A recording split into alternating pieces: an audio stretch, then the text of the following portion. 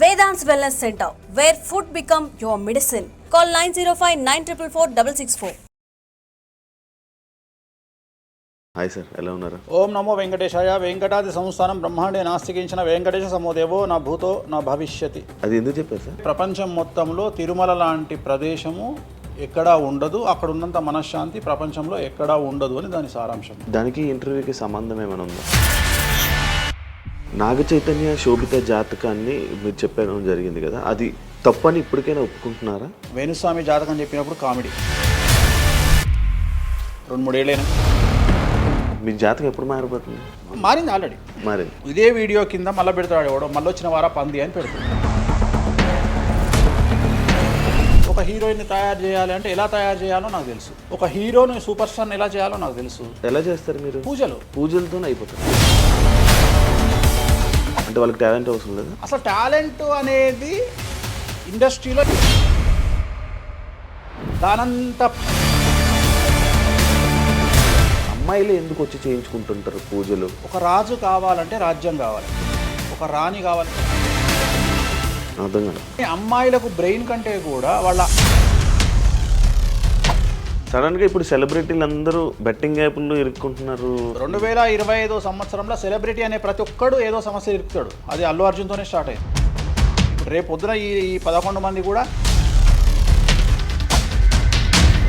వేణుస్వామి గారు చేసిన తప్పులకి నలిగిపోతూ ఆయన మీద జరుగుతున్న ట్రోల్స్ తీయించడానికి లక్షలు ఖర్చు పెడుతున్నాడనే పబ్లిక్లో టాక్ అనేది నడుస్తుంది. నేను పిచ్చినా కొడుకునా, నేను ఆస్ట్రాలజీలో కానీ బ్రాహ్మణ్ కమ్యూనిటీలో కానీ నేను సన్నీ లియోను. నేను నా బట్టలు నేనే ఇప్పుకుంటా, నేను ఎవరిని ఇప్పనియా. ఒకవేళ నేను అండర్వేర్ ఉంటే అదే అన్న లాగుదామని ఎవడో వస్తుండే, నేను అది కూడా ఇప్పేసిన. సుప్రీంకోర్టు ఇచ్చిన ఆర్డర్ ప్రకారం నేను వేరే అమ్మాయితో పడుకున్నా. ఆయన లారీ కళ్ళద్దాలు పెట్టుకుంటాడు అని ఒక జ్యోతిష్కుడు నన్ను విమర్శిస్తున్నాడు. అంటే అరే లారీ కళ్ళద్దాలు అది కొనాలంటే ఎంత ఉంటాయి? ఇంకా నువ్వు దాని గురించి మాట్లాడితే నువ్వు ఇక వాడిని కుక్క కంటే హీనంగా నేను చూడాలి తప్ప వాడిని. పాన్ ఇండియా ఆస్ట్రాలజీ 100% తప్పేముంది. యుఎస్, దుబాయ్ అవన్నీ వెళ్తున్నారంట. కామాఖ్యలో నాన్ వెజ్ ఉండదు, లిక్కర్ ఉండదు అని చెప్పి పబ్లిసిటీ చేశారు. అక్కడికి వెళ్ళే వాళ్ళు క్షుద్ర పూజలు వీళ్ళు వాళ్ళు వెళ్తుంటారు. శ్రీకాళహస్తిలో రేవంత్ రెడ్డి గారి గురించి మాట్లాడారు కాబట్టి ప్రెసెంట్ జనాల్లోని నెగిటివిటీ అని. రేవంత్ రెడ్డి జైలుకు వెళ్ళడానికి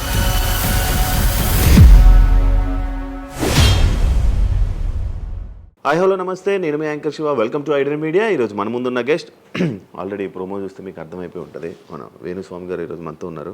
నేను గత 2-3 సంవత్సరాల నుంచి అనుకుంటున్నాను అసలు వేణుస్వామి గారిని కలవాలి, ఒకసారి మనం మాట్లాడాలి, మనం కూడా ఇంటర్వ్యూ చేయాలి, కొన్ని విషయాలు తెలుసుకోవాలి అని నేను చాలాసార్లు ప్రయత్నించాను, బట్ అవ్వలేదు. ఫైనల్గా ఇప్పుడు అయ్యింది. అదే కాకుండా మరి కొన్ని రోజులు ఉగాది రానుంది, దాని గురించి రాశి ఫలాలు అండ్ కొత్త విషయాలు ఆయన మాటల్లోనే తెలుసుకునే ప్రయత్నం అయితే చేద్దాం. హాయ్ సార్, ఎలా ఉన్నారు? ఓం నమో వెంకటేశాయ. వెంకటాది సంస్థానం బ్రహ్మాండే నాస్తికించిన వెంకటేశ సమోదేవో నా భూతో నా భవిష్యతి. సూపర్. అది ఎందుకు చెప్పారు సార్? ఇప్పుడు వెంకటాద్రి సంస్థానం బ్రహ్మాండే నాస్తికించిన వెంకటేశ సమోదేవో నా భూతో నా భవిష్యతి అంటే కలియుగ దైవమైనటువంటి ప్రోటోకాల్ దైవమైనటువంటి వెంకటేశ్వర స్వామి వారు లాంటి భగవంతుడు, దేవుడు ఇక రాడు, రాలేడు, రాబోడు. అలాగే ప్రపంచం మొత్తంలో తిరుమల లాంటి ప్రదేశము ఎక్కడా ఉండదు, అక్కడ ఉన్నంత మనశ్శాంతి ప్రపంచంలో ఎక్కడా ఉండదు అని దాని సారాంశం. దానికి ఇంటర్వ్యూకి సంబంధం ఏమైనా ఉందా? నేను ఫాలో అయ్యేది శ్రీ వెంకటేశ్వర స్వామిని, కామాఖ్య అమ్మవారిని. సో మనం ఏదైతే జనరల్గా మాట్లాడతామో ఆ మాట్లాడే సందర్భంలో ఈ జనరల్గా నాకు ఇప్పటి వరకు గత 20 సంవత్సరాల నుండి ఏ ఇంటర్వ్యూలో కూడా పేపరు పెన్ను ప్రిపేర్ అవ్వడము, పేపర్లు పెన్నులు పెట్టుకొని వచ్చి కూర్చోవడము అలవాట్లేదు. సో నేను కూర్చొని మాట్లాడింది అంతా కూడా ఆ స్వామి అమ్మవారు మాత్రమే పలికిస్తారు. సో నేను మాట్లాడే ప్రతి మాట నాకు సంబంధం లేదు, ఎందుకంటే మీరు అబ్జర్వ్ చేసిరు నా దగ్గర ఏ పెన్ను లేదు, పేపర్ లేదు. మీరు ఏం అడుగుతారో నాకు తెలియదు, నేను మీతో ఈ ప్రశ్నలు అడగాలని నేను ఇంతవరకు చెప్పలేదు. సో మీరు ఏం అడుగుతారో మీ ఐక్యూ లెవెల్ని బట్టి ఉంటుంది. సో నాకు ఆన్సర్ చేసేది స్వామి అమ్మవార్లు ఆన్సర్ చేస్తారు. సో అది చెప్పి ఇంటర్వ్యూలో కూర్చోవడం నాకు అలవాటు. సో ఏదైనా మీరే పలికిస్తారు అనేటువంటి బ్లైండ్ నమ్మకంతో, గుడ్డి నమ్మకంతో ఆ స్వామిని అమ్మవారిని నమ్ముకొని కూర్చుంటాను ఇంటర్వ్యూలో. సో నాకు అలవాటు ఏంటంటే కలియుగ దైవం, ప్రోటోకాల్ దైవం మనం చూస్తుంటాం. మాకు రాముడు ఇష్టము, మాకు శివుడు ఇష్టము. వెంకటేశ్వర స్వామి వద్ద మాత్రమే డబ్బు ఉంటుంది, వేరే వాళ్ళ దగ్గర డబ్బులు ఉండవు. ఉదాహరణ రాముడు ఉన్నాడు, సంవత్సరం నాడు ఒకటే రోజు ఆయన దగ్గరికి పోతాం మనం, అది శ్రీరామనవమి. శివుడు ఉన్నాడు, శివరాత్రి నాడు తప్ప ఎప్పుడూ పోము, కానీ ప్రతిరోజు వెళ్ళేది వెంకటేశ్వర స్వామి వారి దగ్గర. వెంకటేశ్వర స్వామి భోగమైనటువంటి అనుభవిస్తూ ఉంటాడు. ఆయనకు భోగ శ్రీనివాసులు అని వెంకటేశ్వర స్వామి వారు, మనం తిరుపతికి వెళ్తే తిరుపతిలో వెంకటేశ్వర స్వామి వారి దగ్గర చిన్న విగ్రహం ఉంటుంది కింద, దాన్ని భోగ వెంకటేశ్వర స్వామి అంటారు. అంటే ఆయనకున్నంత అనుభవించేదంతా ఆయన్ని అక్కడనే ఆ వెంకటేశ్వర స్వామి వారే అనుభవిస్తారు. సో అందుకని ఆయనకు అంత లగ్జరీ లైఫ్ ఉంటుంది. సో లక్ష్మి కూడా వెంకటేశ్వర స్వామి వారి దగ్గరనే ఉంటుంది. అంటే మన కలియుగంలో ప్రోటోకాల్ దైవం అంటే వెంకటేశ్వర స్వామి. డబ్బును ఎంజాయ్ చేయాలి, డబ్బు రావాలి, లగ్జరీస్ అంటే వెంకటేశ్వర స్వామి. అందుకనే వెంకటేశ్వర స్వామి వారి మాట తీసుకొని మాత్రమే నేను ఇంటర్వ్యూని స్టార్ట్ చేస్తాను. మీకు డబ్బు రావాలి? ఎవరికి? మీకు. నాకు డబ్బు వచ్చింది ఆల్రెడీ, ఎనఫ్. ఎలా వచ్చింది? ఎలా సంపాదించారు? సంపాదించాలనే కసి ఉంటుంది కాబట్టి సంపాదిస్తాం. అంటే నేను ఎలా నమ్ముతా అంటే, ఒక సామెత ఉంటుంది, వీడి జాతకమే బాగుంటే వీడి జాతకాలు ఎందుకు చెప్పుకుంటాడు. సో నా జాతకం బాగుంది అని ప్రూవ్ చేసుకోవడానికి the first ever astrologer range rover వాడేటువంటి జ్యోతిష్కుడు నేను ఒక్కనే ఇండియాలో. సో అన్ని లగ్జరీస్ లైఫ్లో ఎంజాయ్ చేస్తేనే వేరే వాడికి మనం మాట్లాడేటువంటి రైట్స్ ఉంటాయి అనేటువంటిది ఉద్దేశం నాది. ఓకే, ఎగ్జాంపుల్ చెప్తా. ఒక తండ్రి ఒక 10 ఫోటోలు, ఒక Tendulkar photo, Modi photo, Amit Shah photo, ఒక ప్రముఖ హీరోయిన్ నయనతార ఫోటో, లేకపోతే ఒక రేవంత్ రెడ్డి ఫోటో, చంద్రబాబు నాయుడు ఫోటో, ఇట్లన్నీ తీసుకెళ్ళి పెట్టి ఇంట్లోకి వెళ్ళి తన కొడుకును పిలిచి, ఈ ఫోటోల్లో నువ్వు ఎవరు కావాలనుకుంటున్నావు అని అడిగితే వాడు అక్కడ ఉన్నటువంటి ఫోటోల్లో ఏదో ఒక ఫోటో పిక్ చేసుకుంటాడు. కానీ ఏ కొడుకు కూడా నీలాగా కావాలనుకుంటున్నా నాన్న అని చెప్పాడు. ఆ సిగ్గు వీడికి ఉండదు, అలా పెంచగలిగినటువంటి తత్వం వీడికి ఉండదు. సో నేను ఆ టైపు కాదు. నా కూతురు కానీ నా కొడుకు కానీ నీలాగా పెరగాలి నాన్న, నీలాగా నేను ఒక రోల్ మోడల్ అయితే నాన్న అనిపించుకునేటువంటి పరిస్థితి ఉన్నది. మీ ఫోటో కూడా పెడతారు అక్కడ? పెట్టను, నేను అసలు పెట్టను. నా కూతురే ఇవన్నీ నాకు వద్దు అని ఇట్లా పక్కకు జరిపి నేను నీలాగా తయారవుతా అని చెప్తుంది నా కూతురు. So that is my aim. So aim కదా సక్సెస్. నేను ఇవాళ నా కూతురు నన్ను చూస్తే నా తండ్రి నాకు రోల్ మోడల్ అని చెప్తుంది. రోల్ మోడల్ అని చెప్పాలంటే అన్ని రకాలుగా ఉండాలి. మనము ఒక కూతుర్ని చూసుకునే విధానంలో ఉంటుంది, ఒక భార్యను చూసుకునే విధానంలో ఉంటుంది. అలాగే సామాజికంగా మనం మన కూతురికి ఏమి ఇస్తున్నామో, కొడుకుకి ఏమి ఇస్తున్నాము, సమాజంలోకి వాళ్ళని ఎట్లా వదులుతున్నాము అనేటువంటిది కూడా అది ముఖ్యమైనటువంటి విషయం. సో ఇవన్నిటికీ సంసిద్ధతను వ్యక్తం చేయాల్సినటువంటి పరిస్థితి, వీటిని తయారు చేయాల్సినటువంటి పరిస్థితి నా మీద ఉంటుంది. సో నన్ను ఫస్ట్ ఎవరు కూడా క్వశ్చన్ చేయడానికి వీలు లేదు. అంటే నా దగ్గరకు వచ్చేవాడు, వేణుస్వామి నీ జాతకం బాగుంటే నువ్వు జాతకాలు ఎందుకు చెప్పుకుంటావు. సో ఇప్పుడు నేను ఒక హీరోయిన్ని తయారు చేయాలి అంటే ఎలా తయారు చేయాలో నాకు తెలుసు. అంటే ఆమె జాతకంలో యోగం ఉంటే ఆమెను సూపర్ స్టార్ని ఎలా చేయాలో నాకు తెలుసు, ఒక హీరోని సూపర్ స్టార్ని ఎలా చేయాలో నాకు తెలుసు. సో ఎలా చేస్తారు మీరు? పూజలతోనే అయిపోతారా? పూజలతోనే అయిపోతారు. అంటే వాళ్ళకి టాలెంట్ అవసరం లేదు? వాళ్ళకి టాలెంట్ జాతకం ఉంటేనే అంటున్నా కదా, యోగం ఉంటేనే అవుతారు కదా. జాతకంలో ఉంటుందని ఉంటుంది, ఒకవేళ ఉన్నదని మనకు కనిపించింది. అవును, వాళ్ళకి ఒకవేళ టాలెంట్ లేకపోతే అసలు టాలెంట్ అనేది ఇండస్ట్రీలో ఎవరికీ ఉండదు. Practice makes perfect. ఓకే, దానంత పనికి మాలిన మాట ఇంకోటి లేదు. శివ రాగానే ఫస్ట్ ఇంటర్వ్యూలోనే ఇరగదీయడు. శివ 1వ ఇంటర్వ్యూకు, శివ 100వ ఇంటర్వ్యూకు నక్కకు నాగలో అనుకున్నంత తేడా ఉంటుంది. మరి శివ ఫస్ట్ ఇంటర్వ్యూలోనే టాలెంట్ ఇరగదీసిండా? Practice makes perfect. అంత ఛాన్స్ ఇవ్వట్లేదు కదా ఇప్పుడు ఇండస్ట్రీలో. ఎవరు ఇక్కడికి వచ్చి ప్రాక్టీస్ చేసుకుంటామంటే ఛాన్సులు రావట్లేదు కదా. ఆటోమేటిక్గా టాలెంట్ అనేది మనము ప్లే చేస్తున్న రోల్స్ను బట్టి వస్తుంది. డైరెక్ట్గా అల్లు అర్జున్ గంగోత్రి సినిమాలో చూసిన అల్లు అర్జున్కు, పుష్ప 3లో చూసిన అల్లు అర్జున్కు కోడిపిల్ల లెక్క కళ్ళు తిరిగి కింద పడతాం అందరం. ఆయన హావభావాలు కానీ, ఆయన ముఖవర్చస్సు కానీ, గంగోత్రి సినిమాలో ఉన్నటువంటి అల్లు అర్జున్కు, పుష్ప 3కి. మరి గంగోత్రిలోనే పుష్ప 3 లాగా ఎందుకు లేడు అల్లు అర్జున్ అంటే? మరి అప్పుడు టాలెంట్ లేదా? సో ఇక్కడ ప్రాక్టీస్ మేక్స్ పర్ఫెక్ట్. అంటే కొన్ని పనికి మాలినటువంటి మాటలు మాట్లాడేటువంటి ఎప్పుడో 50 ఏళ్ళ కింద సామెతలను తీసుకొచ్చి రుద్దే ప్రయత్నం చేస్తారు. సో ఇక్కడ టాలెంట్ అనేది పక్కన పెడదాం, అవకాశం ముఖ్యం. నువ్వు టాలెంట్ ప్రూవ్ చేసుకోవాలంటే అవకాశం ముఖ్యం. శివ అనేవాడు యాంకరింగ్లో తోపు తురుము అని ప్రూవ్ చేసుకోవాలంటే అవకాశం ముఖ్యం. అవకాశం లేకపోతే శివలో టాలెంట్ ఉండదు, ఆ టాలెంట్ డెవలప్మెంట్ ఉండదు. సో ఇక్కడ ఏంది అంటే అవకాశాలు రావడం కోసం మనం ప్రయత్నం చేస్తాం. ఒక సీఎం సీట్ ఎక్కడం కోసం సీఎం ఏం చేస్తాడు అని తెలవాలి అంటే సీట్ ఎక్కాలి. సీట్ ఎక్కిన తర్వాత సీఎంగా ఈయన పనికొస్తాడా రాడని డిసైడ్ అవుతుంది. అట్లనే ఒక అమ్మాయి హీరోయిన్ అయిన తర్వాత ఈ అమ్మాయికి అంత సీన్ ఉందా లేదా అనే విషయం తెలుస్తుంది. సో మనం కనుక నయనతారని తీసుకున్నా, సమంతని తీసుకున్నా, ఏ హీరోయిన్ తీసుకున్నా, ఏ హీరోని తీసుకున్నా, వాళ్ళ ఫస్ట్ సినిమాకు, వాళ్ళ 3వ సినిమాకు, వాళ్ళ 30వ సినిమాకు ఎక్స్ట్రీమ్ చేంజెస్ ఉంటాయి. సో ఇవన్నీ ఎట్లా వస్తున్నాయి అంటే ఫస్ట్ సినిమాకి టాలెంట్ లేదు, వాళ్ళు సానబట్టబడతారు. వాళ్ళకు వచ్చేటువంటి క్యారెక్టర్ల ద్వారా వాళ్ళు ఆ లెవెల్కి వస్తారు. అట్లనే ఒక గ్రామస్థాయి సర్పంచ్ నుండి స్టార్ట్ అయినటువంటి వ్యక్తి వాళ్ళ రాష్ట్రానికి తెలంగాణకు ముఖ్యమంత్రి అయిన రేవంత్ రెడ్డి అంటే ఆయన ప్లానింగు, ఆయన ఎట్లా చేయాలి, ఎట్లా సీఎం కావాలి అనే ఆలోచనల ద్వారా ఇక్కడికి వచ్చిండు. తెలంగాణలో కాంగ్రెస్లో ఎంతోమంది తోపులు తురుములు ఉండగా రేవంత్ రెడ్డి ఎందుకు సీఎం అయ్యిండు అంటే రేవంత్ రెడ్డి టార్గెట్ సీఎం పదవి. మధ్యలో ఉండేవాళ్ళు వేరే వాళ్ళందరూ టార్గెట్ సీఎం పదవి కాదు. కానీ రేవంత్ రెడ్డి మాత్రమే అన్ని కష్టాలు పడ్డాడు. రేవంత్ రెడ్డి మాత్రమే సీఎం టార్గెట్ చేసుకొని వాళ్ళ పదవి వచ్చింది. సో ఇది ప్రాక్టీస్ మేక్స్ పర్ఫెక్ట్. సో మనం ఎంత ప్రాక్టీస్ చేస్తే అంత పర్ఫెక్ట్ అవుతాం. అంతేగాని టాలెంట్ చూపించుకోవాలి అంటే అవకాశం రావాలి. అవకాశం వచ్చిన దాన్ని వాడుకోవాలి. అన్నిటికంటే ధైర్యం కావాలి. There is no development in comfortable zone. కలియుగంలో కంఫర్టబుల్ జోన్లో ఎప్పుడూ డెవలప్మెంట్ ఉండదు. తెలంగాణ రాష్ట్రంలో కాంగ్రెస్ పార్టీలో మనం గనక కాంగ్రెస్ పార్టీలో ఉన్నటువంటి వ్యక్తులను తీసుకుంటే ఒక రేవంత్ రెడ్డి మినహా ఎవరు కూడా జైలుకి వెళ్ళలేదు. రేవంత్ రెడ్డి జైలుకు వెళ్ళడానికి కూడా సంసిద్ధత వ్యక్తం చేసినాడు. అలాంటి ఫైటింగ్ చేసినాడు. అంటే కంఫర్టబుల్ జోన్ దాటి రిస్క్ జోన్లో ఫైట్ చేయడం వల్ల ఇవాళ సీఎం అయినాడు.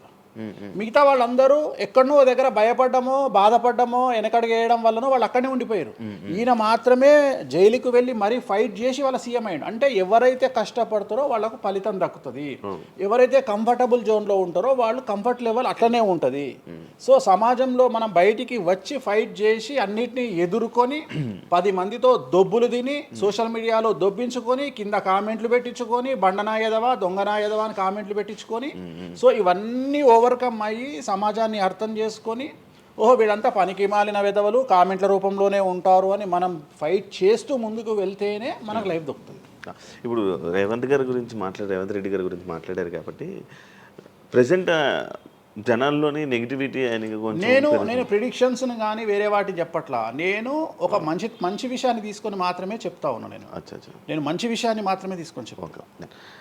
వేణుస్వామి గారు ఎప్పుడు అంటే లైక్ ఇందాక మాట్లాడుతున్నట్టే హీరోయిన్లు మనం టాలెంట్ ఉన్న వాళ్ళు చేస్తాం. ఎక్కువ వేణుస్వామి దగ్గర చేసుకున్న యాక్టర్స్ అమ్మాయిలే ఎందుకు వచ్చి చేయించుకుంటుంటారు పూజలు వేణుస్వామి గారి దగ్గర? ఒక రాజు కావాలంటే రాజ్యం కావాలి, ఒక రాణి కావాలంటే రాజు ఉంటే సరిపోతుంది. అర్థం కాలేదా? ఒక వ్యక్తి రాజు కావాలంటే రాజ్యాన్ని సంపాదించాలి. రాజ్యాన్ని సంపాదించాలంటే సగం జీవితం సంక నాకిపోతుంది ఒక వ్యక్తికి. అంటే శివ అనే వ్యక్తి ఒక 100 కోట్ల రూపాయలు సంపాదించాలంటే సగం జీవితం సంక నాకిపోతుంది. అవును, రైట్. కానీ శివను పెళ్లి చేసుకోవడానికి ఒక అమ్మాయికి మ్యాక్సిమం 10 మినిట్స్ చాలు. ఎస్, అంటే శివ నచ్చితే చాలు, శివకు అమ్మాయి నచ్చితే చాలు, పని అయిపోయింది. అంటే 10 నిమిషాల్లో ఆ అమ్మాయి 100 కోట్ల వారసురాలు అయిపోయింది. అలాగే 100 కోట్ల అధిపతి కూడా తనకు దక్కిండు. సో అమ్మాయిల డెవలప్మెంట్ అనేది ఎక్స్ట్రీమ్గా ఉంటుంది. ఉదాహరణ, ఒక ఇంటర్వ్యూకు 10 మంది అమ్మాయిలు 3 అబ్బాయిలు వస్తే ఈ 10 మంది అమ్మాయిల ఇంటర్వ్యూలు అయిపోయినాక వీళ్ళు సెలెక్ట్ కాకపోతే వాడి అదృష్టం మహాసుడిగా ఉంటే వాడు వస్తాడు సీన్లోకి. అంతే తప్ప 99% వీడు ఇక్కడనే కథం అయిపోతారు అమ్మాయిల దగ్గరనే. వాడికి అంత అవకాశం ఉండదు. సో కలియుగం అనేది 2002 తర్వాత షిఫ్ట్ అయింది. ఒకప్పుడు ఆడవాళ్ళకి అవకాశాలు తక్కువ, మగవాళ్ళకి ఎక్కువ. ఇప్పుడు టోటల్ రివర్స్ అయింది. ఏంటంటే 95% అవకాశాలు అమ్మాయిలకే ఉంటాయి, ఒక 5% మాత్రమే అబ్బాయిలకు ఉంటాయి. అందుకే అబ్బాయిలందరూ ఇప్పుడు అమ్మాయిల్లో మారిపోతున్నారు అంటారా? బెస్ట్ కదా. ఇప్పుడు మొత్తం జెండర్ అంతా మారిపోయింది. కారణం ఏంటంటే అమ్మాయిలకు ఉండేటువంటి వెసులుబాటు అబ్బాయిలకు ఉండదు. నేను అదే చెప్తున్నా. ఇప్పుడు మగవాడు కష్టపడి పైకి రావడానికి చాలా టైం తీసుకుంటుంది, ఆడవాళ్ళు పైకి రావడానికి చాలా ఈజీగా పైకి వస్తారు. నేను అనేది ఏంటంటే వాళ్ళ కష్టంతో పాటు వాళ్ళ గ్లామర్ వాళ్ళకు తోడవుతుంది. అవును, ఇప్పుడు మీరు ఏ పాయింట్ చెప్పారో అర్థమైంది. ఇప్పుడు అమ్మాయిలకి ఎలాగో అవకాశాలు ఉన్నాయి కదా, మరి ఆల్రెడీ వాళ్ళకి ఎలాగో అవకాశాలు వస్తాయి కాబట్టి మరి మీరు వాళ్ళని ఎందుకు అమ్మాయిలనే చూడడం? అంటే రాని వాళ్ళకు నేను చూస్తున్నా. ఇప్పుడు వచ్చిన వాళ్ళు నా దగ్గరికి రారు కదా. ఓకే. ఇప్పుడు కరోనా వస్తేనే హాస్పిటల్కి పోతాడు, కానీ కరోనా రాకముందే పోయి పండుకోడు కదా హాస్పిటల్. సో అట్లనే వేణుస్వామితో పని ఉంటేనే వస్తారు. రెండవది, అమ్మాయిలకు ఉండే వెసులుబాటు ఏంటంటే అబ్బాయిలు కూడా చేసుకుంటారు నా దగ్గర, కానీ అబ్బాయిల డెవలప్మెంట్ అనేది చాలా తక్కువగా ఉంటుంది. ఉదాహరణ, నా దగ్గరికి వచ్చే అమ్మాయిలు ఓన్లీ సినిమా కోసం రారు. చాలామందికి తెలియదు ఈ విషయం. అంటే చాలామంది ఏమనుకుంటారంటే వేణుస్వామి దగ్గరికి వచ్చే అమ్మాయిలు సినిమా కోసమే వస్తారు, రారు. నా దగ్గరికి వచ్చే అమ్మాయిలు ఒక రాజకీయ నాయకురాలిగా వక్తగా కావాలని వస్తారు. సో పొలిటీషియన్ కావాలని వస్తారు. అన్నిటికంటే ఎంటర్ప్రెన్యూర్ కావాలని వస్తారు. ఒక బోటికో లేకపోతే ఒక గోల్డ్ షాపో ఏదో పెట్టుకొని బిజినెస్ కోసం వస్తారు. సో నా దగ్గరకు వచ్చేటువంటి వాళ్ళల్లో 10 మందిలో ఒకళ్ళు ఇద్దరు సినిమా ఇండస్ట్రీకి సంబంధించిన వాళ్ళు వస్తారు. 8 మంది వేరే వేరే వేరే వేరే వ్యాపారాలకు సంబంధించి చాలా ఉన్నాయి. ఇప్పుడు లైసెన్సింగ్ చేసేవాళ్ళు ఉన్నారు, చాలామంది తెలియదు. ఇప్పుడు ఢిల్లీలో లైసెన్సింగ్ చేసేవాళ్ళు 100 మంది అమ్మాయిలు ఉన్నారు నాకు తెలిసిన వాళ్ళు. అంటే పెద్ద పెద్ద కాంట్రాక్ట్లు ఇప్పించేవాళ్ళు, పెద్ద పెద్ద వాళ్ళు. సో అలాంటి వాళ్ళు నా దగ్గరికి ఎక్కువగా వస్తారు. అంటే నా దగ్గరికి వచ్చేవాళ్ళు ఈ ఉద్యోగాలు చేసుకునే వాళ్ళు, ఇలాంటి వాళ్ళు రారు. నేనేమంటానంటే job is a biggest scam in the world. ప్రపంచంలో ఉద్యోగం అనేది అతిపెద్ద స్కామ్. సో దాన్ని ఇప్పుడు ఒక కోతి ఉంది, ఆ కోతికి మీరు డజన్ అట్టిపళ్ళు ఇవ్వండి, ఒక 2000 రూపాయలు ఇవ్వండి, అది డజన్ అట్టిపళ్ళే తీసుకుంటుంది. కానీ ఈ 2000 రూపాయలతోటి నేను ఒక 10 గెలలు కొనుక్కుంటాననే నాలెడ్జ్ దానికి లేదు. అంటే ఒక రకంగా జాబ్ అనేది ఇచ్చి ఆ వ్యక్తిని మనం మోసం చేయడం. సో జాబ్కి అలవాటు అయిపోయిన వాడు కంఫర్టబుల్ జోన్లోకి వెళ్ళిపోతాడు. సో నేనేం చెప్తా అంటే ఆ జాబు నుండి మనమే 100 జాబులు ఇచ్చే స్థాయికి ఎదగాలి అనే కసి ఉండి అక్కడికి వెళ్ళాలి. ఆ కసి ఉంటేనే పని లేదు. కలియుగంలో కష్టపడి అనే మాట మాట్లాడితే దానంత దరిద్రం ఇంకోటి లేదు. ప్రపంచంలో అతి పెద్దగా ఎక్కువగా కష్టపడేది గాడిది. అది ఈ పాటికి ఎక్కడో ఉండాలి, అది లేదు. రైట్. సో మనం కష్టపడడం కాదు, బ్రెయిన్తో పని చేయాలి. కష్టంతో పాటు బుర్ర ఉండాలి. కష్టం అనేది పనిచేయదు. నేనేమంటున్నానంటే ఈ ప్రపంచంలో బాగా కష్టపడేటువంటి మనిషి డ్రైనేజీలోకి దిగి పనిచేసేటువంటి సేవకుడు. సో ఆయన పడే కష్టానికి పర్ డే 10 లక్షలు ఇచ్చినా తక్కువనే, కానీ మనం ఆయనకి అట్లా ఇవ్వట్లా. అంటే ఇక్కడ బ్రెయిన్తో పనిచేసే వాడికే డబ్బు మిగులుతుంది. నేను మాట్లాడేది బ్రెయిన్తో. కానీ అమ్మాయిలకు బ్రెయిన్ కంటే కూడా వాళ్ళ అందముతో పనిచేస్తే డబ్బులు దొరుకుతాయి. ఇప్పుడు ఇవాళ ఇప్పుడు మనం ఉన్నాం, నువ్వో నేను ఒక ఇన్స్టాగ్రామ్లో పోస్ట్ పెడితే ఎవరు చూడు. అదే ఒక అమ్మాయి పెడితే 2 మిలియన్లు వెళ్ళిపోతుంది. ఇప్పుడు అదే కదా జరిగేది. ఇప్పుడు బెట్టింగ్ యాప్స్లోకి వీళ్ళు ఎందుకు వచ్చారంటే వాళ్ళను ట్రాప్ చేసేవాడు కూడా ఈ అమ్మాయిలకు 2 మిలియన్ల ఫాలోవర్స్ ఉన్నారు, కనీసం మిలియన్కు రీచ్ అవుతుంది వీళ్ళ వీడియో అనే ఉద్దేశంతో పెట్టిస్తున్నాడు. సో పెట్టడం ఎందుకు ఏంటి అనవసరం పక్కన పెడితే, వాళ్ళకుండే క్రేజ్, అమ్మాయిలకు క్రేజ్ అలాంటిది. అదే చెప్తున్నా, ఆ క్రేజ్ అమ్మాయిలకు చాలా ఈజీగా వస్తుంది. ఎందుకంటే గ్లామర్గా ఉండే అమ్మాయిలు చాలా ఈజీగా జనాల్లోకి వెళ్ళిపోతారు. సో చాలా వాళ్ళకు ఉండే అవకాశాలు చాలా ఎక్కువ. ఇప్పుడు రీసెంట్ మీరు బెట్టింగ్ యాప్ ఇన్ని రోజులు లేని బెట్టింగ్ యాప్, అంటే గత 2 సంవత్సరాల నుంచి ఫైట్ చేస్తున్నారు బెట్టింగ్ యాప్ల గురించి. వీళ్ళు సడన్గా ఇప్పుడు సెలబ్రిటీలు అందరూ బెట్టింగ్ యాప్లు ఇరుక్కుంటున్నారు. సెలబ్రిటీలే కాదు, 2025 సంవత్సరంలో సెలబ్రిటీ అనే ప్రతి ఒక్కడు ఏదో సమస్య ఇరుకుతాడు. అది అల్లు అర్జున్తోనే స్టార్ట్ అయింది. సో జాతకంలో అల్లు అర్జున్ యోగంలో 6వ ఇంట్లో శని, అల్లు అర్జున్ది కన్యారాశి. కన్యారాశి 6వ ఇంట్లో శనిలో ఉండగా అల్లు అర్జున్ జైలుకి వెళ్ళాడు. సో దానివల్ల ఆయనకు వెంట్రుక ముక్కతో సమానం. ఎందుకంటే తెల్లారు వచ్చి ఆయన టిఫిన్ చేస్తే ఆపలేరు, ఆయన టూర్కు పోతే ఆపలేరు, ఆయన రేపు పొద్దున పుష్ప 3కి 3000 కోట్లు వసూలు చేస్తుంది, దాన్ని ఎవడు ఆపలేడు. అంటే ఒక వ్యక్తిని జైలుకు పోయించినంత మాత్రం ఎవడు ఆపలేడు. మహా అంటే బెయిల్ తీసుకొని బయటకు వస్తాం. ఇప్పుడు రేపు పొద్దున ఈ 11 మంది కూడా సరే జైలుకు పోతారా పోరా, అంత తీవ్రమైన నేరమా నాకు ఐడియా లేదు. సో వాళ్ళు పోయినా మళ్ళీ 10వ రోజు వచ్చి మళ్ళీ 11వ నాడు వాళ్ళు మళ్ళీ స్టేటస్ పెట్టుకుంటారు. దానివల్ల పెద్ద ఒక కొంపల మునిగేది ఏం లేదు. కాకపోతే ఇక్కడ జాతక రీత్యా ఎందుకే ఇప్పుడు జరుగుతుంది అంటే, ఎందుకు జరుగుతుంది అంటే ఎవరి జాతకంలోనైతే ఆ ప్రత్యేకమైనటువంటి టైమింగ్ వస్తుందో ఆ టైమింగ్లో ఉండేవాళ్ళు జైలుకు వెళ్ళడమో, సమస్యల పాలవడమో, మీడియాకి ఎక్కడమో. ఇప్పుడు అందరూ మీడియాకి ఎక్కిన అందరు జైలుకి వెళ్ళరు. సో ఇంకోటి ఏంటంటే, ఇప్పుడు ఒకప్పుడు జైలు అంటే భయము, ఇప్పుడు జైలు అనేది క్వాలిఫికేషన్. అంటే జనరల్గా ఇప్పుడు పొలిటీషియన్ అయితే జైలుకు పోగానే సీఎం అవుతాడు అనే నమ్మకం వచ్చింది అందరికీ. అట్లనే కొన్ని నమ్మకాలు వచ్చినాయి. ఇప్పుడు అల్లు అర్జున్ పోయి వచ్చిండు, ఏమైంది? సో అదే సినిమా ఇంకా ఆయన అనుకున్న దానికంటే ఇంకా కొద్దిగా ఎక్కువ డబ్బులు వసూలు చేసింది. సో ఇప్పుడు వీళ్ళు కూడా అంతే. కాకపోతే జాతకాల్లో చూసుకోవాల్సింది ఎందుకు ఇట్లాంటివి జరుగుతాయంటే, అష్టమ శని అంటే 8వ ఇంట్లో శని వచ్చినప్పుడు, 6వ ఇంట్లో శని వచ్చినప్పుడు, 12వ ఇంట్లో శని వచ్చినప్పుడు, 1వ ఇంట్లో శని వచ్చినప్పుడు, 6వ ఇంట్లో గురువు వచ్చినప్పుడు, 12వ ఇంట్లో గురువు వచ్చినప్పుడు ఇలాంటి సంఘటనలు వ్యక్తిగతమైన జీవితంలో జరిగే అవకాశాలు ఉంటాయి.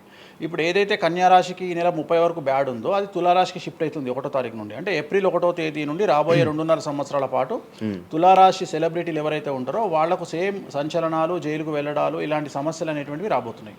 వేణుస్వామి గారు చేసిన తప్పులకి నలిగిపోతూ ఆయన మీద జరుగుతున్న ట్రోల్స్ తీయించడానికి లక్షలు ఖర్చు పెడుతున్నాడనే పబ్లిక్లో టాక్ అనేది నడుస్తుంది. అది ఎంతవరకు నిజం? అసలు పట్టించుకొని అవి ఎంజాయ్. ట్రోల్స్ని ఎంజాయ్ చేస్తారా? ట్రోల్స్ని ఎంజాయ్ చేస్తాను నేను. ట్రోల్స్ని ఎంజాయ్ చేస్తాను నేను. ఎందుకు అంటే నేను నమ్మేది ఏంటంటే any publicity is good publicity అని నమ్మే వ్యక్తిని. బ్యాడ్ ఆర్ గుడ్ పబ్లిసిటీ నాకు నేను అనే పాయింట్ ఏంటంటే ఒక అంబానీ ఫ్యామిలీ పెళ్లిళ్ళు చేసుకున్నారు, 5,000 కోట్లు ఖర్చు పెట్టి పెళ్లిళ్ళు చేసుకోవడానికి ప్రధానమైన కారణం ఏంది? పబ్లిసిటీ పిచ్చి. వేణుస్వామికి 500 కోట్ల పబ్లిసిటీ ఫ్రీగా వచ్చినప్పుడు ఎందుకు వద్దంటాడు? పిచ్చిన కొడుక వేణుస్వామి అన్న కాదు కదా. ఒక ప్రైమ్ టైంలో 7 గంటలకు నేను ఒక ఛానల్లో అరగంట షో కొనాలంటే నాకు కనీసం ₹1,00,000 అవుతుంది. నేను పిచ్చిన కొడుకునా? నాకు వచ్చే పబ్లిసిటీ ఎంత ఎక్స్ట్రీమ్ పబ్లిసిటీ వస్తుంది. నేను ఎప్పుడు బాధపడతా? నా లైఫ్ డిస్టర్బ్ అయినప్పుడు బాధపడతా, నా ఫైనాన్షియల్ రూట్ ఆగిపోయినప్పుడు బాధపడతా. ఇప్పుడు నేను 12వ సంవత్సరంలో సినిమా ఇండస్ట్రీకి వచ్చిన. నా కమాండింగే మీడియా, నా కమాండింగే సినిమా ఇండస్ట్రీ, నా కమాండింగే పొలిటికల్, నా commanding all aspects of life. అలాంటి నేను నా జాతకాన్ని అంటే ఏం తెలియకుండానే బ్లైండ్గా వచ్చి మీడియా ముందర మాట్లాడేసి దొబ్బులు తిని వెళ్ళిపోదాం అనుకుంటున్నా? అంటే నాకంటూ కొన్ని క్లారిఫికేషన్స్ ఉంటాయి కదా. ఇప్పుడు ఉదాహరణ, ఇప్పుడు ఒక వ్యక్తి మీద ఒక అలిగేషన్, లీగల్ అలిగేషన్ వచ్చినప్పుడు వాడు యాంటిసిపేటరీ బెయిల్ తీసుకుందామా, లాయర్ను మాట్లాడుకుందామా, ఏం చేద్దాం అని ఆలోచిస్తాడు కదా. అట్లనే మనం అడవిలోకి వెళ్ళేటప్పుడు టైర్ పంక్చర్ అయితే ఏం చేస్తామని ఆలోచించుకుంటాం కదా.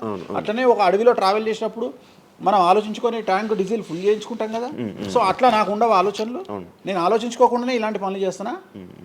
సో వేణుస్వామిని దెబ్బ కొట్టాలి అన్నా, ఎవరిని దెబ్బ కొట్టాలన్నా ఫైనాన్షియల్గా దెబ్బ కొట్టాలి. బట్ నేను అవకాశం అవతల వాడికి ఇయ్యాను. కారణం ఏంటంటే ఒక ఎలుకలాగానో ఒక పాములాగానో, ఒక ఎలుక కానీ పాము కానీ తన శత్రువుల దాడి నుండి బయటికి రావాలంటే 7 నుండి 8 బొక్కలు చేసుకుంటుంది ఒక హోల్లో. అంటే ఇటు రాడ్ పెడితే ఇటు వెళ్ళిపోతుంది, ఇటు రాడ్ పెడితే ఇటు వెళ్ళిపోతుంది. సో అట్లనే నేను ఒక 4-5 రకాల ఆర్థిక వనరులను ఏర్పాటు చేసుకున్నా. నా మెయిన్ ఇది కాదు. ఇది కాకుండా ఇంకా 4-5 రకాల ఆర్థిక వనరులను ఏర్పాటు చేసుకున్నా. ఈరోజు దుకాణం బంద్ చేయమంటే ఇదే క్షణంలో దుకాణం బంద్ చేసి కాలు మీద కాలేసుకొని నా పనులు నేను చేసుకుంటా. సో అంత కంఫర్టబుల్ జోన్లో ఉన్నా నేను. సో నాకు టెన్షన్ లేదు. నాకు అంటే నన్ను ఎవడో ఆపేస్తాడు, నేను ఆగేయాలి ఏం లేదు, హ్యాపీగా వెళ్ళిపోతుంది. సపరేట్ బిజినెస్లు ఉన్నాయి నాకు. 190 వ్యాపకాలు ఉన్నాయి నాకు. నన్ను జ్యోతిష్యం, నేను 4 నెలలు జ్యోతిష్యం చెప్పుకోకపోతే జ్యోతిష్యం మీద సంపాదించేదానికంటే ఇంకో ₹5 ఎక్కువ సంపాదించుకున్నా. ఇప్పుడు మధ్యలో నేను ఒక 4 నెలలు రెస్ట్ తీసుకొని నాకు వేరే వ్యాపకాలు చూసుకుంటే నాకు ఈజీ, ఎందుకంటే నేను కాన్సన్ట్రేషన్ చేయలేకపోతున్నా. సో ఇప్పుడు నాకు దొరికింది మొన్నటి వరకు, నేను ఆ పని చేసుకున్నా. రెండోది ఉగాదికే కదా నేను మాట్లాడేది, తర్వాత ఏం మాట్లాడతా.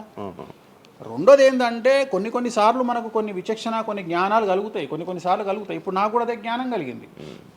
ఎందుకు అంటే ఇక్కడ వ్యాక్యూమ్ నేను కవర్ చేసిన, టాలీవుడ్లో తెలుగులో వ్యాక్యూమ్ కవర్ చేసిన, ఇక్కడ ఏం లేదు. సో నేను వ్యాక్యూమ్ ఇంకా క్లియర్ చేసుకోవాలి, ఇంకా పెంచుకోవాలి అంటే బాలీవుడ్కు పోవాలి, కన్నడ పోవాలి, తమిళ్ పోవాలి. సో అటువైపు నేను కాన్సన్ట్రేషన్ చేస్తున్నా ఎక్కువగా. అందుకని నేను ఇక్కడ సెలబ్రిటీల గురించి చెప్పడం ఆపేసిన, తెలుగు సెలబ్రిటీల గురించి చెప్పడం లేదు. ఇప్పుడు మీరు పాన్ ఇండియా ఆస్ట్రాలజీ 100% తప్పేముంది? అదే విన్నాను రీసెంట్గా, US, దుబాయ్ అవన్నీ వెళ్తున్నారంట. అంటే దాని అర్థం క్లయింటేల్ ఉందనే కదా. ఇప్పుడు మన యూరప్ పోయి వచ్చిన సరే, ఒక పెద్ద విషయంలో వెళ్ళేసి వచ్చిన చెప్పుకోవాలని లేదు, చెప్పను. క్లయింటేల్ ఉంది. ఆస్ట్రేలియాకి రెగ్యులర్గా ఎవ్రీ 3 months ఆస్ట్రేలియా పోతా, ఎవ్రీ 3 months లండన్ పోతా నా క్లయింటేల్కు. తప్పేముంది? అంటే ఉన్నట్టే కదా, నేను అనేది ఉన్నట్టే కదా. ఇప్పుడు విచక్షణ కలిగిన వాడు ఆలోచిస్తాడు. అంటే వేణుస్వామి మీద ఎందుకు వస్తున్నాయి రూమర్స్, ఎందుకు వేణుస్వామిని టార్గెట్ చేస్తున్నారు, నాకు అనవసరం. వాళ్లకు అవసరం ఉన్నోడు ఎంక్వైరీ చేసుకొని నా దగ్గరకు వస్తాడు. నేను ఇంకోటి అందరికి ఒకటే చెప్తా, నా పాజిటివ్ వీడియోల కంటే నా నెగిటివ్ వీడియోలే చూడండి. ఫస్ట్ జనాలు నన్ను ఎక్కిన వీడియోలు చూడండి, నన్ను దొబ్బిన వీడియోలు చూడండి, నా గురించి నెగిటివ్గా పెట్టిన వీడియోలు చూడండి.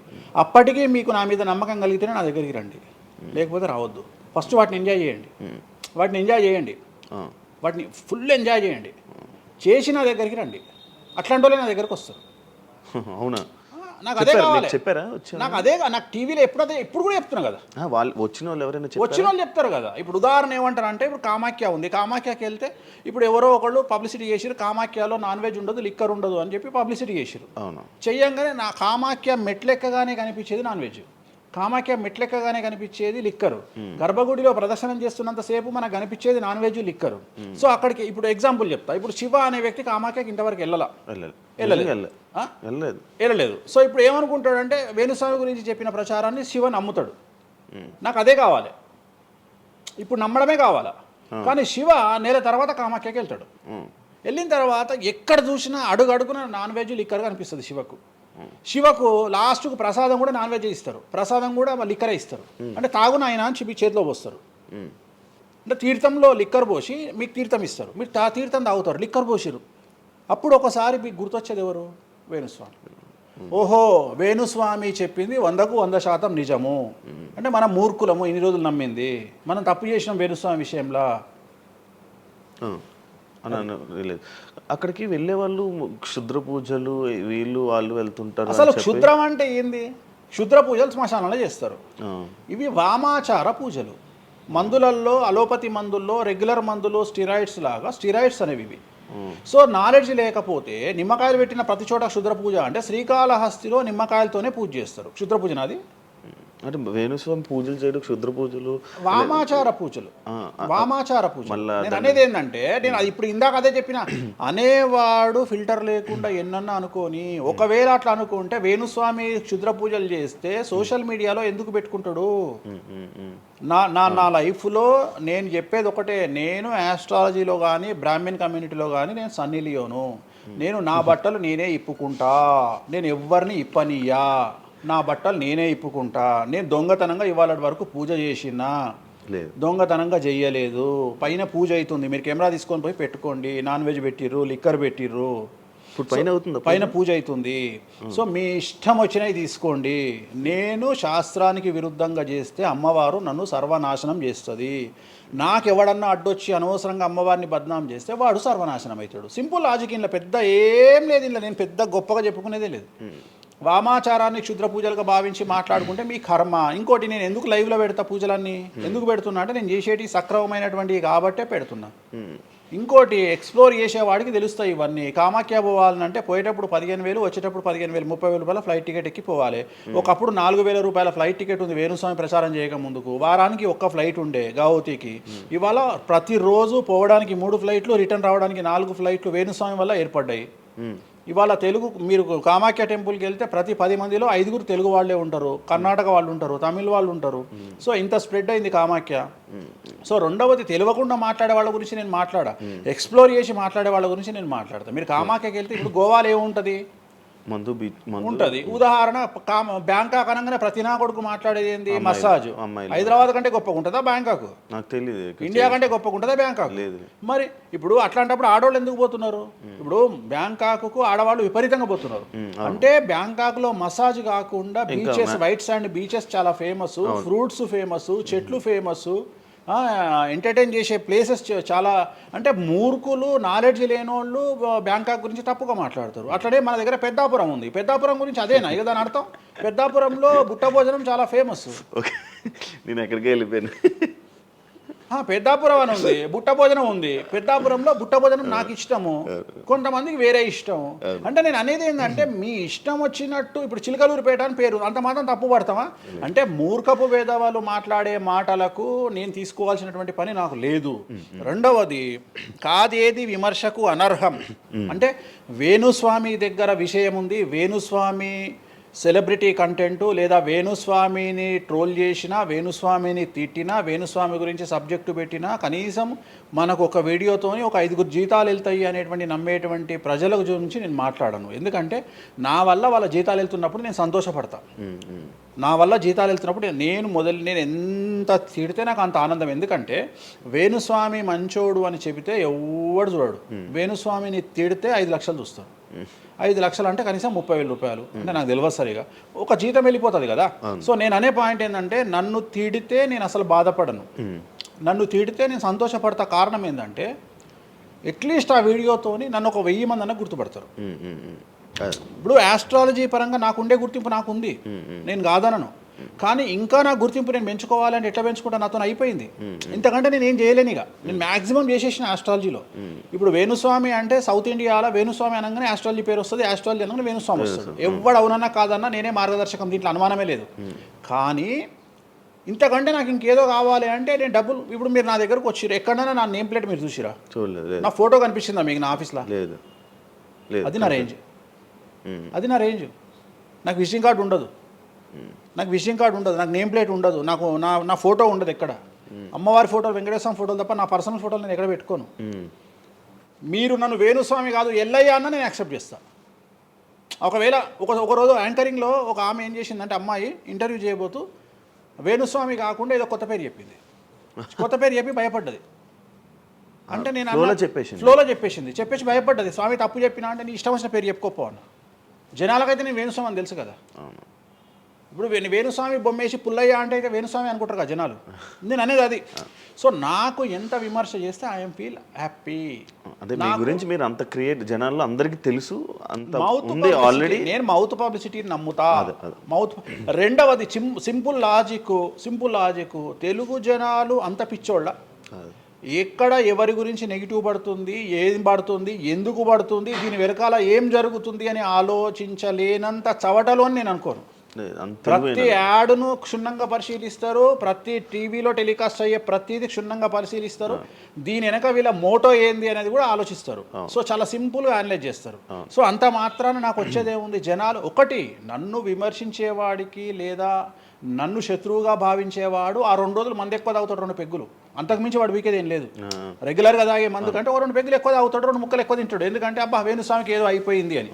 కానీ అంతకుమించి జరిగేది ఏముంటుంది, వేణుస్వామి మర్డర్ చేసినా, మానభంగం చేసినా రాజ్యాంగానికి అతీతంగా లోపలికి పోతాడు. అది కాకుండా 19(1) ప్రకారమే ఎవరికైతే జనాలకు స్వేచ్ఛ మాట్లాడే హక్కు ఉందో దాన్ని బేస్ చేసుకుని వేణుస్వామి మాట్లాడతాడు తప్ప వేణుస్వామి రాజ్యాంగాన్ని మీరి ప్రవర్తించేటువంటి పరిస్థితి లేదు. రాజ్యాంగానికి లోబడి ప్రవర్తిస్తాడు. సో ఆర్టికల్ స్పీచ్ 19(1) ప్రకారమే మాట్లాడతాడు. దీంట్లో ఎటువంటి సమస్యలు లేదు. నా వృత్తి ఆస్ట్రాలజీ, సో పర్ఫెక్ట్గా మాట్లాడుకుంటా. కానీ నా గురించి నెగిటివ్గా మాట్లాడే వాళ్ళు ఎప్పుడు కూడా నా శ్రేయోభిలాషులే, ఎందుకంటే వాళ్ళు నా స్థాయిని పెంచుతూ ఉన్నారు కాబట్టి నేను వాళ్ళని ఎప్పుడూ శత్రువులుగా భావించను. వేణుస్వామి గారితో డేంజర్ అంటే మిగతా కొంతమంది బ్రాహ్మణ లైక్ పంతులు కానీ వీళ్ళు కానీ చెప్పేది ఇది, వేణుస్వామి గారి డేంజరు ఆయన్ని ఒకవేళ ఏమైనా అంటే మళ్ళీ ఆయన పూజలు చేసి మనం నాశనం అయిపోయేలా ఇది కూడా ఆయన చేయగలడు, పవర్స్ ఉన్నాయి. నమ్ముతున్నట్టే కదా, అంటే నాకు వర్తుందనే కదా. అలా నాకు అర్థం కాదు. వర్తున్నట్టే కదా. ఇప్పుడు వర్త్ లేకపోతే ఫీల్ కావాలి. భయపడుతున్నారంటే నమ్ముతున్నట్టే కదా. సబ్జెక్ట్ ఉందని నమ్ముతున్నారు కదా. ఓకే ఓకే, పవర్స్ ఉన్నాయి, పవర్స్ నమ్ముతున్నారంటే సబ్జెక్టే కదా. అది తప్పేం లేదే దాంట్లో, దాని తప్పేం లేదు కదా. అంటే నా దగ్గర పవర్స్ నేను నమ్ముతున్నారు కదా, ఇట్ ఈస్ ప్రూవ్డ్ కదా. నేను అనే పాయింట్ ఏంటంటే, నేనేదో జనాల్ని ఉద్ధరిస్తా, నేనేదో జనాలకు పూజలు చేసి వాళ్ళను మంచి చేస్తా అనుకున్నప్పుడు ఫస్ట్ అడిగే క్వశ్చన్ ఏంటంటే, రేపు ఇచ్చినాయాలా నీకు వచ్చిన సమస్యల్ని క్లియర్ చేసుకోరా అంటారు ఫస్ట్.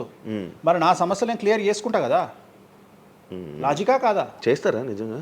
నేను అడిగే పాయింట్ మీకు అర్థం కాలా? అర్థమైంది. నేను చెప్తున్నది ఒకటి, నీకు అర్థమైతుంది. ఏమంటున్నా, నాకు ఒక న్యాయపరమైన చిక్కు వచ్చినప్పుడు దాని నుండి బయటపడడానికి నేను పూజలు చేసుకుంటానా, చేసుకోనా?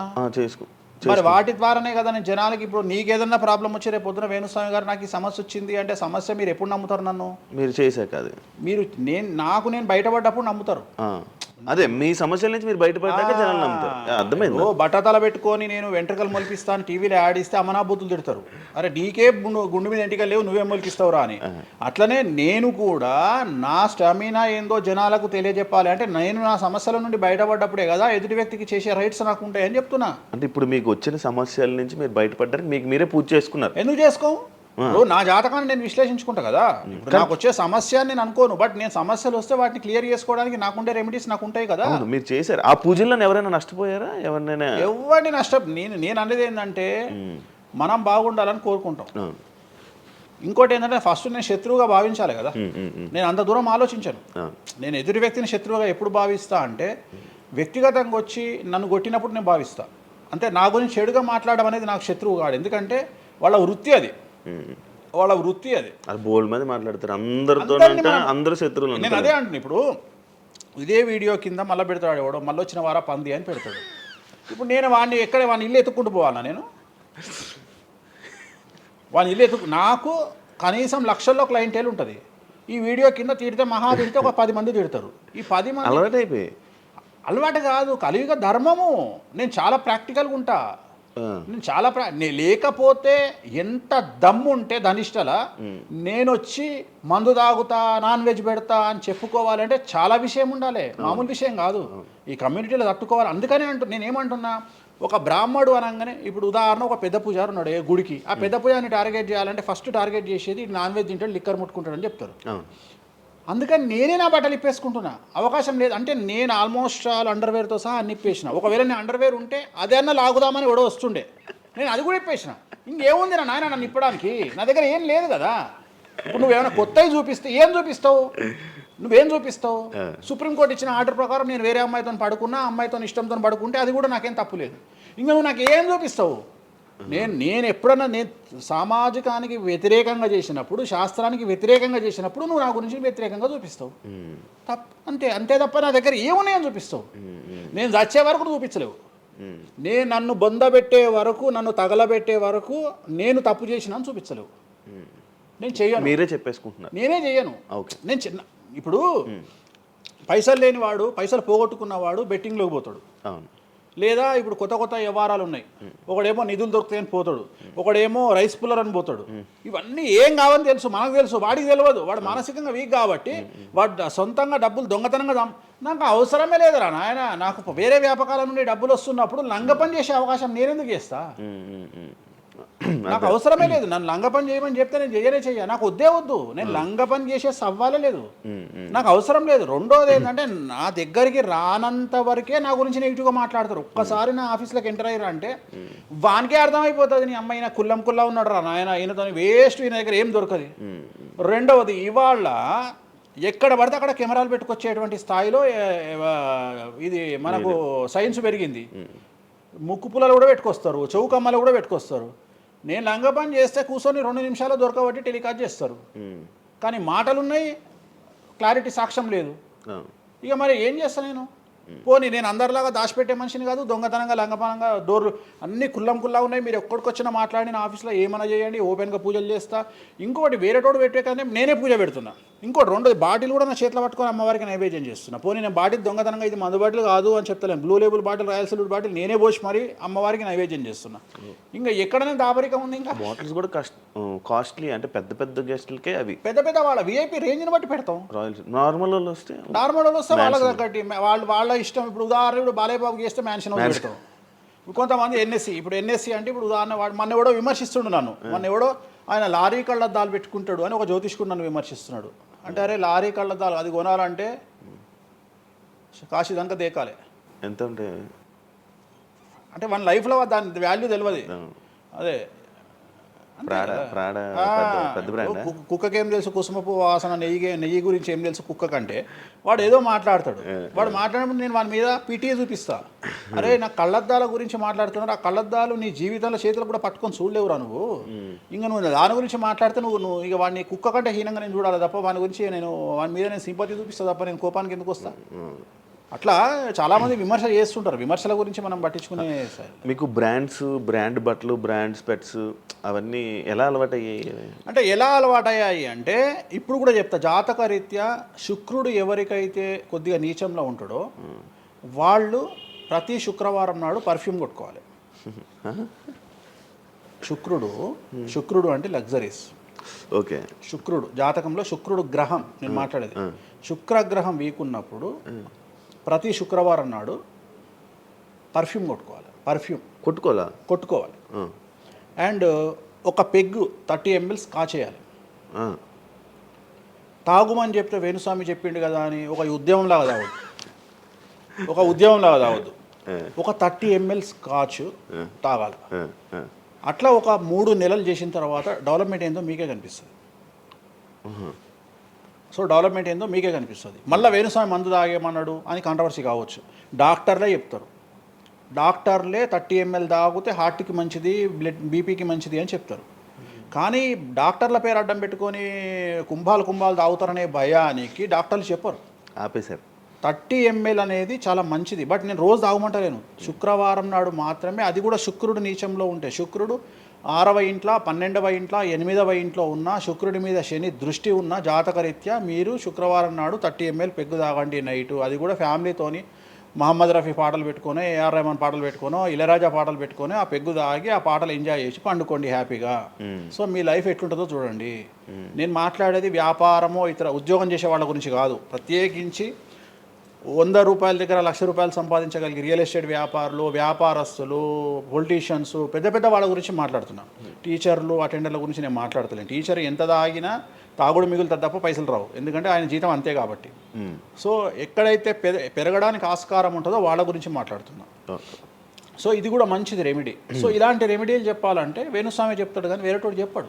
ఎందుకంటే వాడికి భయం, మందు తాగమంటే తప్పు. అరే మందు తాగమంటే తప్పు అయితే మందు యాడ్ ఎందుకు వస్తుంది, మందు ఎందుకు తయారు చేస్తారు? సో ఇదన్నీ అందుకనే దేశ కాలమాన పరిస్థితి. కసినో తీసుకుపోయి గోవాలో పెడితేనేమో లీగలు, హైదరాబాద్లో పెడితే ఇల్లీగలు. సో నేను దేశ కాలమాన పరిస్థితులు అందుకనే చెప్తున్నా. దేశ పరిస్థితులు అంటే గోవాలో యాక్సెప్ట్ గేమింగ్ యాక్ట్, ఇండియా హైదరాబాద్లో యాక్సెప్ట్ కాదు.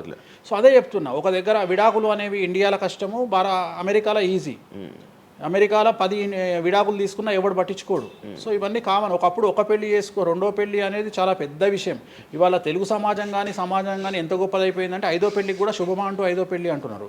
కాబట్టి చాలా వైడ్ రేంజ్ ఆఫ్ థింకింగ్ అనేది మారిపోయింది. కాబట్టి వేణుస్వామి కూడా మారిండు దాంట్లో. సింపుల్, అంతే, ఏం లేదు. ఇనయ మీ ఫ్రెండే స్వామి? ఇనయ ఫ్రెండ్ అనే పదం తప్పు కదా. ఫాలోవర్స్ ఉంటారు, నా క్లయింట్లు ఉంటారు. నా క్లయింట్లు ఉంటారు, అంతేగాని తనకి బాయ్ ఫ్రెండ్ రీసెంట్గా బాయ్ ఫ్రెండ్ వచ్చి బ్రేకప్ అయింది కదా, మరి మీరు చెప్పలేదా తనకి? ఇలా నాకు సంబంధం లేదు. మీ దగ్గర కూడా పూజ చేయించుకున్నారు కదా మీ దగ్గరే. నేను పూజ చేసింది ఆమె పర్సనల్ ఇష్యూ కోసం కాదు కదా. నేను ఆమె పూజ చేసింది సినిమా కోసం చేసినా. ఇప్పుడు రాజాసార్లు ఆమె చేస్తుంది కదా, ప్రభాస్ సినిమాలో ఆమె యాక్టింగ్ చేస్తుంది. అంతవరకు నా దగ్గరికి 190 మంది వస్తారు కదా, వాళ్ళ గురించి వ్యక్తిగతంగా వాళ్ళని కంటిన్యూగా ఉండేది నాకు లేదు. నాగ చైతన్య శోభిత జాతకాన్ని మీరు చెప్పడం జరిగింది కదా, అది తప్పని ఇప్పటికైనా ఒప్పుకుంటున్నారా? టైం విల్ డిసైడ్ అండి ఏదైనా కానీ. నేను జాతకాలు చెప్తా, పర్సనల్గా నాకు ఎవరి మీద ఏ కోపాలు ఉండవు. వేణుస్వామి జాతకం చెప్పినప్పుడు కామెడీ, 2-3 ఏళ్ళు అయినాక సీరియస్. సో నేను నమ్మింది నేను చెప్పిన, సింపుల్. ఓకే.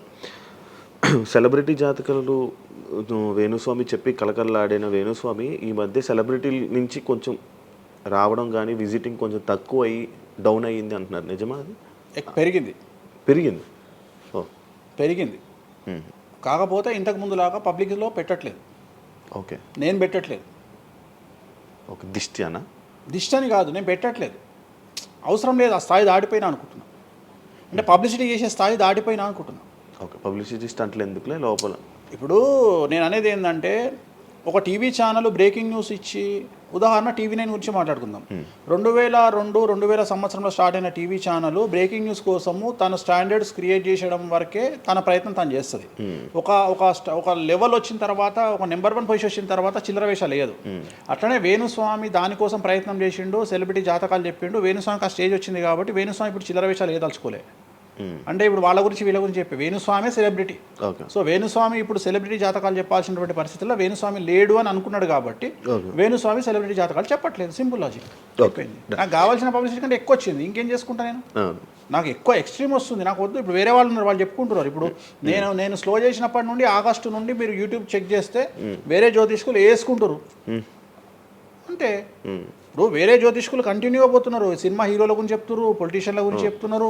నేను తమ్మునేలు చూస్తుంటా కదా, విపరీతంగా చెప్పుకుంటారు. మీ నుంచే స్టార్ట్ చేశారు. నేను అదే చెప్తున్నా. కానీ నేను చెప్తే మనోభావాలు దెబ్బతింటాయి, కానీ వాళ్ళు చెప్తే తినవు. ఎందుకంటే నాకున్న స్ట్రైక్ రేట్ అట్లాంటిది. మీరు వైరల్ కంటెంట్. ఎస్, అదే చెప్తున్నాను నేను. ఇంకా ఆ రీచ్కి వచ్చినా కాబట్టి నేను చెప్పదలుచుకోలే, వదిలేసిన. అంటే ఈ రేంజ్ రావడం కోసం చెప్పినా. ఎందుకు చెప్పొద్దు? రేంజ్ వచ్చి వదిలేసిన. మళ్ళీ ఇప్పుడు చెప్పే ఆలోచన లేదు, ఇప్పుడైతే లేదు, ఫ్యూచర్లో ఇప్పుడైతే లేదు. నా జాతకం మారి మళ్ళీ నాకు చిమ అంటే చెప్తా. మీ జాతకం ఎప్పుడు మారిపోతుంది? మారింది, ఆల్రెడీ మారింది, మళ్ళీ మారుతుంటుంది కదా. ఇప్పుడు ఎలానో ఎవ్రీ ఇయర్ మారుతుంటుంది కదా జాతకం అనేది. ప్రతి ఇయర్ గురువు మారుతుంటాడు, ప్రతి 2.5 ఏళ్ళకు శని మారుతుంటాడు. సో మారినప్పుడు జాతకాన్ని బేస్ చేసుకొని 12% మన స్వయంకృత అపరాధం ఉంటుంది, 88% జాతకం ఉంటుంది. ఓకే, ఇప్పుడు ఎలానో ఉగాది వస్తుంది, కొత్త ఈ ఇయర్ రాశి ఫలాలు ఎలా ఉండబోతున్నాయి ఏంటి చెప్తారు? ఈ సంవత్సరము వచ్చేటువంటి సంవత్సరం పేరు యాక్చువల్గా మనకు యుగాది అనేది రూపాంతరంగా మారి ఉగాది అయింది.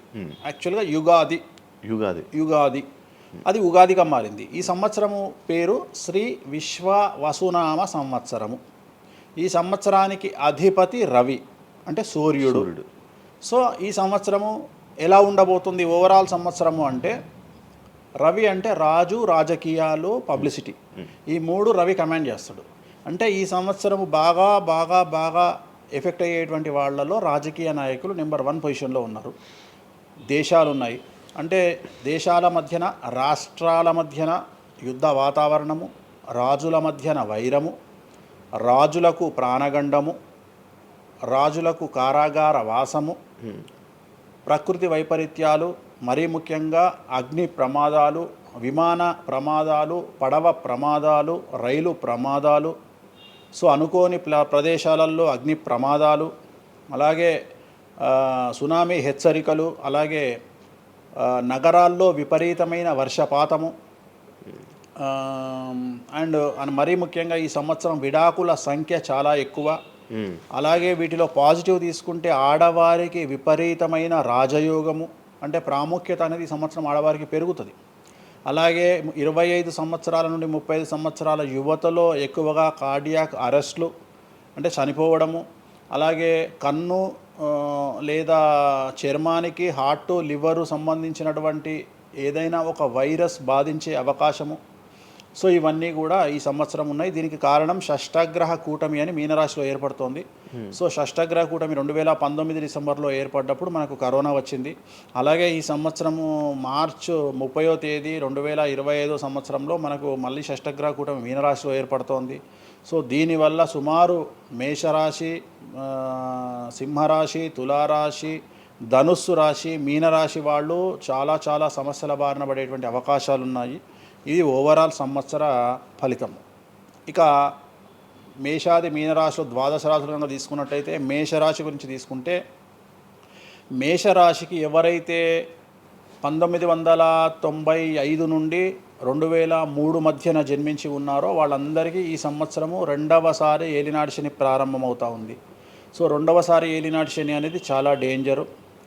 సో న్యాయపరమైన చిక్కులు, ఆర్థికపరమైన చిక్కులు, సమాజంలో చెడ్డ పేరు, అనారోగ్య సమస్యలు, అలాగే ఆర్థిక అస్తవ్యస్తము, అంటే సరి అయినటువంటి నిర్ణయాలు తీసుకోకుండా ల్యాండ్ కొన్నా, ప్లాట్లు కొన్నా, ఫ్లాట్లు కొన్నా, ఇండ్లు కొన్నా లిటిగేషన్ అయ్యే అవకాశము, పెట్టుబడిలో విపరీతమైన ధన నష్టము, అలాగే తల్లిదండ్రులలో ఒకరికి ప్రాణగండాలు.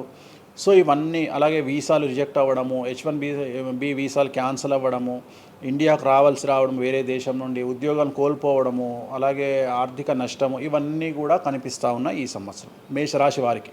మరి ఏం చేయాలా అంటే, నలుపు రంగు దుస్తులకు దూరంగా ఉండాలి. తిరునల్లార్ శనీశ్వర ఆలయంలో ప్రత్యేకమైన శని పూజ నిర్వహించుకోవడం ద్వారా సమస్యల నుండి బయటపడేటువంటి అవకాశాలు 100కి 100% ఉన్నాయి. నెక్స్ట్ వృషభ రాశి. ఈ సంవత్సరం 100కి 100% అనుకూలంగా ఉన్నటువంటి రాశి వృషభ రాశి. పట్టిందల్లా బంగారంగా ఉంటుంది, ఏది చేసినా సక్సెస్ కనిపిస్తుంది. గత 5 సంవత్సరాల నుండి పడుతున్నటువంటి కష్టాలన్నీ తొలగిపోతాయి. సో ఆర్థికంగా విపరీతంగా ఉంటుంది. వ్యాపారంలో రూపాయికి 10 రూపాయల లాభం వస్తుంది. ఉద్యోగస్తులకు ట్రాన్స్ఫర్స్ ఉంటాయి, ప్రమోషన్లు ఉంటాయి. ప్రభుత్వ ఉద్యోగస్తులకు మ్యూచువల్ కింద భార్యాభర్తలు ఒకే ప్రదేశానికి వచ్చేటువంటి అవకాశాలు కనిపిస్తూ ఉన్నాయి. విద్యార్థులకు ఉత్తీర్ణత శాతం ఉంటుంది. అలాగే కోరుకున్నటువంటి యూనివర్సిటీలో ప్లేస్మెంట్స్ దొరుకుతాయి. అలాగే విదేశీ వీసాలు అప్రూవ్ అవుతాయి. రైతులకు 2 పంటలు అనుకూలంగా ఉంటాయి. కళాకారులకు మంచి కార్యక్రమాలు వస్తాయి. విదేశాల్లో కార్యక్రమాలు నిర్వహిస్తారు కళాకారులు. సో ఏ రకంగా తీసుకున్నా వృషభ రాశి వారికి అనుకూలమైన ఫలితాలు ఉన్నాయి. ఎటువంటి రెమెడీస్ అవసరం లేదు.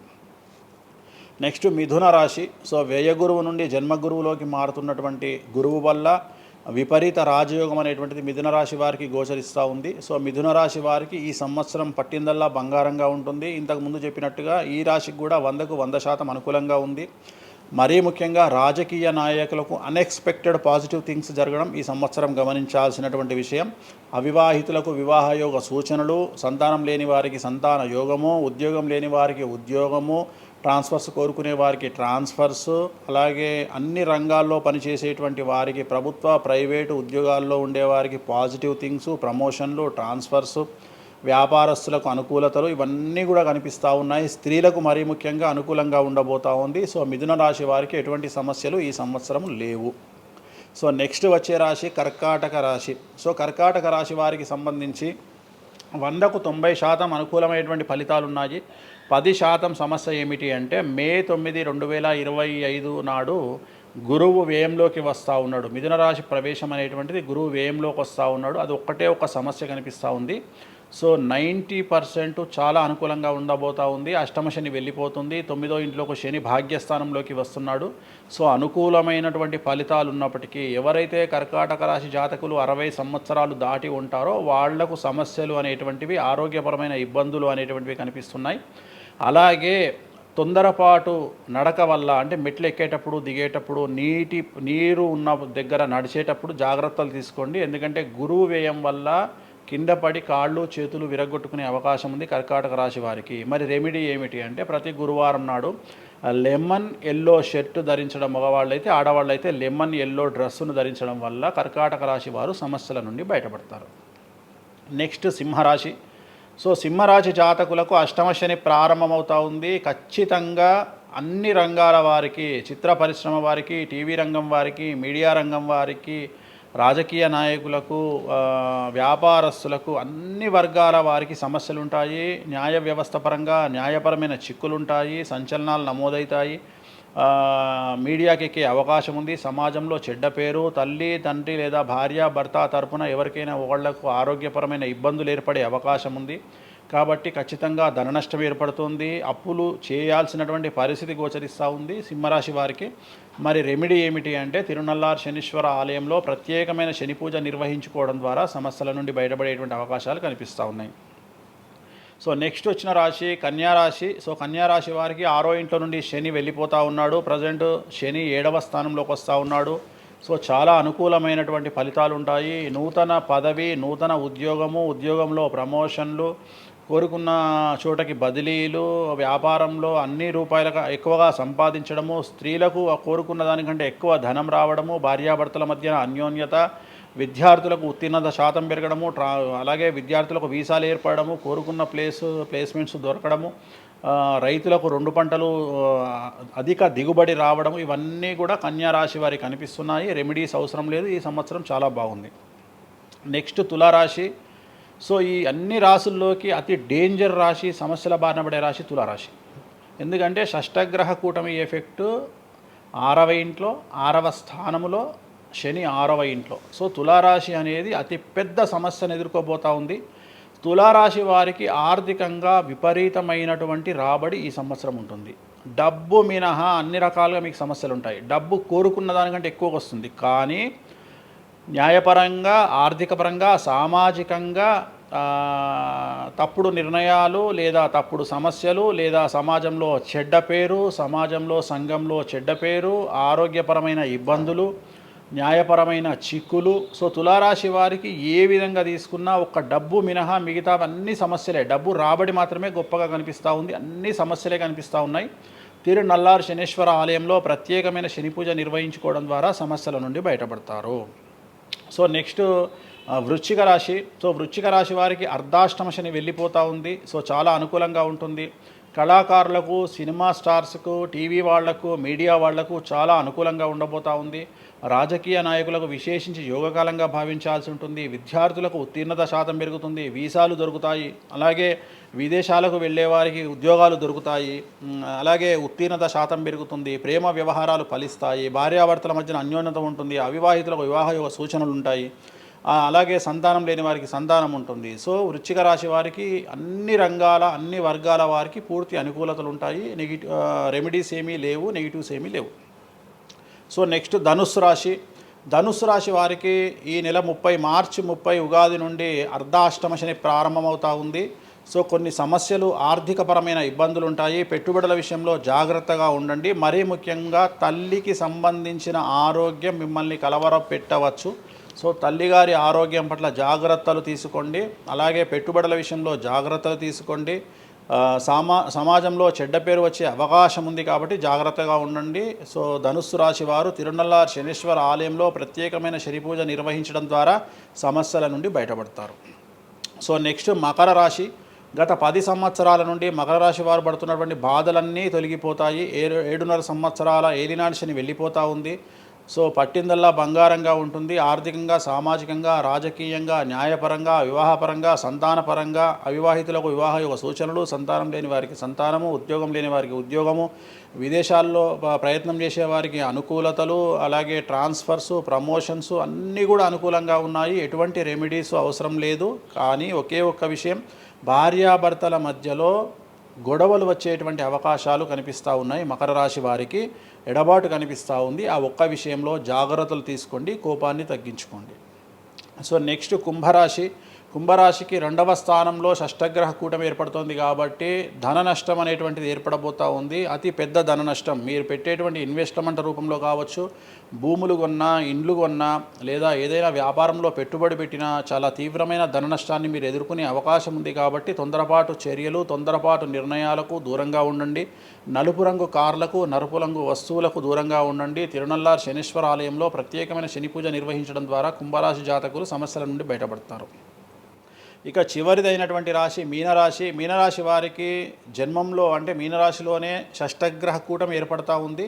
సో చాలా సంచలనాలు ఉంటాయి. నెగిటివ్సే కనిపిస్తూ ఉన్నాయి, పాజిటివ్స్ ఒక్కటి కూడా కనిపించడం లేదు. ఆర్థికంగా, న్యాయపరంగా, సామాజికంగా, ఆరోగ్యపరంగా, కుటుంబపరంగా అన్ని రకాల ఇబ్బందులు ఎదుర్కొంటారు. సంచలనాలు ఫేస్ చేయాల్సి వస్తుంది. కుటుంబంలో ఆరోగ్యపరమైన ఇబ్బందులు ఉంటాయి, ఆర్థికపరమైన నష్టాలు ఉంటాయి, భార్యాభర్తల మధ్యన గొడవలు ఉంటాయి, ఎడబాటుకు దారితీసే అవకాశం ఉంది. తల్లిదండ్రుల్లో వారికి ప్రాణగండం కనిపిస్తూ ఉంది. సో చాలా సమస్యలు మీనరాశి వారు ఫేస్ చేసే అవకాశం ఉంది. తిరునల్లార్ శనీశ్వర ఆలయంలో ప్రత్యేకమైన శని పూజ నిర్వహించడం ద్వారా ఈ సమస్యల నుండి బయటపడేటువంటి అవకాశాలు ప్రస్ఫుటంగా కనిపిస్తున్నాయి. ఇవి 12 రాశుల వివరాలు.